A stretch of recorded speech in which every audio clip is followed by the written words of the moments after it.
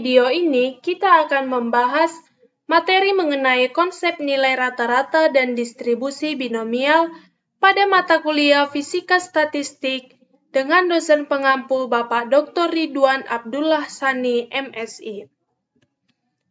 Adapun anggota dari kelompok 2, yang pertama Elva Tarigan dan saya sendiri Eva Haryanja. Untuk submateri pembahasan, yang pertama adalah distribusi binomial, yang kedua nilai rata-rata, dan yang ketiga sifat fungsi faktorial. Submateri pembahasan pertama yaitu distribusi binomial. Pengertian distribusi binomial. Distribusi binomial ditemukan oleh seorang ahli matematika berkebangsaan Swiss bernama Jacob Bernoulli. Oleh karena itu, distribusi binomial ini dikenal juga sebagai distribusi Bernoulli. Distribusi binomial adalah distribusi probabilitas diskrit di mana jumlah keberhasilan dalam n percobaannya atau tidak, berhasil atau gagal yang saling bebas, di mana setiap hasil percobaan memiliki probabilitas P. Eksperimen berhasil atau gagal juga disebut percobaan Bernoulli. Sifat-sifat distribusi binomial. Yang pertama, percobaan dilakukan sebanyak n kali, artinya sebanyak n peristiwa. Yang kedua, tiap pengulangan hanya menghasilkan salah satu dari kedua kemungkinan. Yang ketiga, probabilitas ya atau berhasil dinyatakan dengan variabel P, sedangkan probabilitas lawannya dinyatakan dengan variabel Q, di mana Q sama dengan 1 dikurang P. Untuk sifat yang keempat, hasil dari suatu percobaan bersifat independen. Artinya, percobaan tersebut tidak dipengaruhi dan tidak mempengaruhi hasil percobaan lainnya. Jadi, masing-masing probabilitas berdiri sendiri, baik probabilitas ya ataupun probabilitas kebalikannya. Banyaknya X, ya atau berhasil, pada n kali percobaan dinyatakan sebagai probabilitas acak binomial. Adapun rumus probabilitas binomial adalah peluang binomial dalam X sama dengan n faktorial per X faktorial dikali n dikurang X faktorial dikali P pangkat X dikali Q pangkat n kurang X, di mana n faktorial per X faktorial dikali n dikurang X faktorial disebut sebagai koefisien binomial. Selanjutnya, kita akan membahas contoh soal distribusi binomial. Untuk pertanyaan pertama, misal seorang siswa diberikan 10 soal dengan tipe pilihan ganda atau 4 pilihan, maka tentukan nilai probabilitas binomial siswa tersebut menjawab semua soal dengan salah. Mari kita selesaikan. Jadi, ada 10 soal pada pertanyaan. Pastinya soal pertama itu dengan pilihan A, B, C, D, soal kedua juga A, B, C, D, sampai dengan soal ke-10 A, B, C, D. Yang ditanya, nilai probabilitas binomial siswa menjawab semua soal dengan salah. Artinya, apabila semua soal dijawab dengan salah, maka X-nya sama dengan 0. Kemudian, kita mencari peluang benar di satu soal. Satu soal tentunya terdapat 4 pilihan, sehingga peluang sama dengan 1/4 sama dengan 0,25. Maka, peluang binomial dalam X sama dengan n faktorial per X faktorial dikali n dikurang X faktorial dikali P pangkat X Q pangkat n kurang X. Maka kita masukkan peluang binomial dalam 0 sama dengan 10 faktorial per 0 faktorial dikali 10 dikurang 0 faktorial dikali 0,25 pangkat 0 dikali 1 dikurang 0,25 pangkat 10 kurang 0 sama dengan 0,0563. Maka nilai probabilitas binomial siswa Menjawab semua soal dengan salah adalah 0,0563. Kita masuk pada materi kita yang kedua, yaitu mengenai nilai rata-rata. Adapun nilai rata-rata sendiri yaitu angka representasi atau biasa kita sebut dengan mean dari suatu kelompok data yang mewakili data secara keseluruhan. Mungkin kita sama-sama belum tahu nih, apa sih kegunaan dari nilai rata-rata? Yang pertama, dapat digunakan untuk membandingkan kualitas suatu kelompok dengan kelompok lain. Yang kedua, mewakili kondisi suatu kelompok dengan satu angka. Semisal, terdapat beberapa data dalam satu tabel, akan kita persingkat menjadi satu min atau satu angka dari nilai rata-rata keseluruhan data.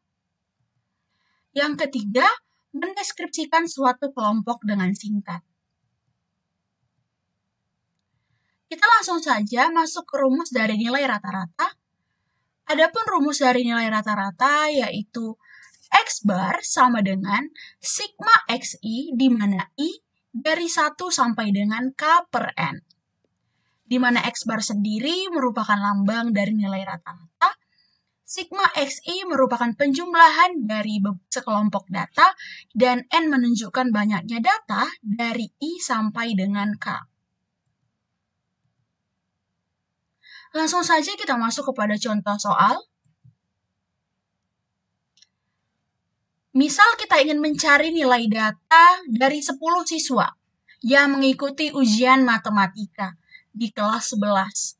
Datanya telah tersedia sebagai berikut seperti di layar, mulai dari 70 sampai dengan 100 yang dibuat datanya secara random. Adapun langkah pertama yang kita selesaikan yaitu menentukan nilai N dengan menghitung seluruh observasi yang ada dalam kasus pada angka di atas atau uraian data di atas, yang merupakan banyaknya siswa. Maka dapat kita ketahui nilai N sebanyak 10. Maka N sama dengan 10. Adapun langkah yang kedua yang kita lakukan yaitu menentukan nilai XI. Seperti petunjuk yang sebelumnya, bahwa nilai sigma XI artinya kita perlu menunjukkan seluruh data yang pertama dari data pertama hingga data yang terakhir.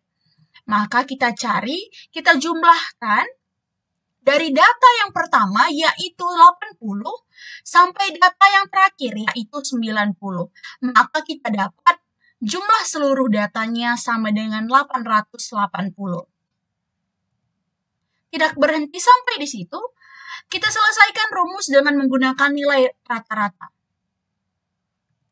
Karena seluruh komponen yang sudah ditemukan, maka kita tinggal memasukkan nilai-nilai ke dalam rumus X bar sama dengan sigma XI di mana I dari 1 sampai dengan K per N.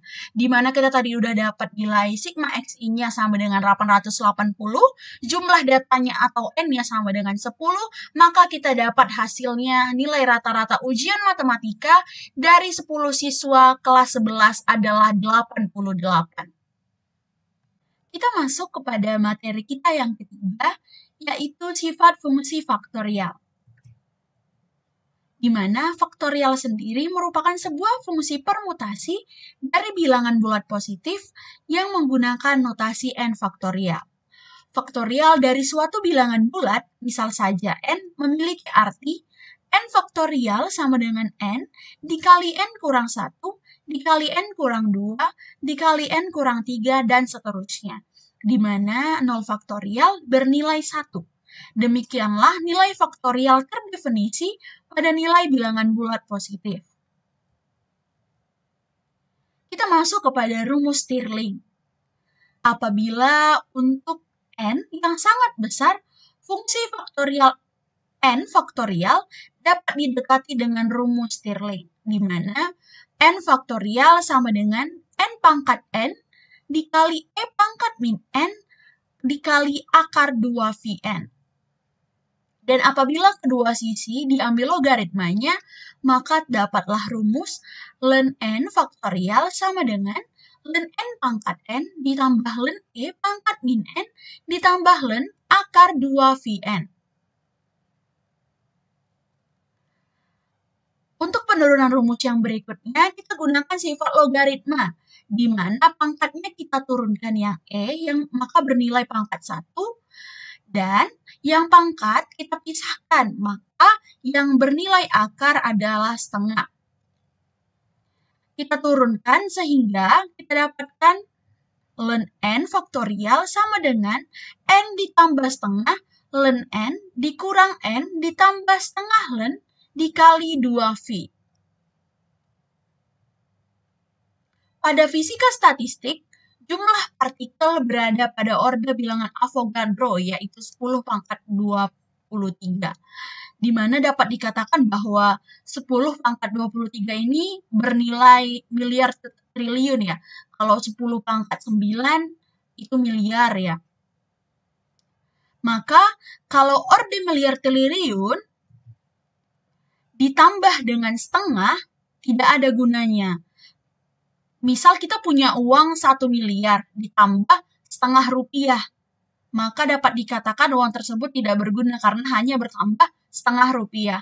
Maka kita dapat mendekatinya dengan n ditambah setengah sama dengan n. Dan suku ln 2V dapat diabaikan, sehingga kita dapatkan hasil akhirnya dari rumus ini, yaitu ln n faktorial sama dengan n ln n dikurang n.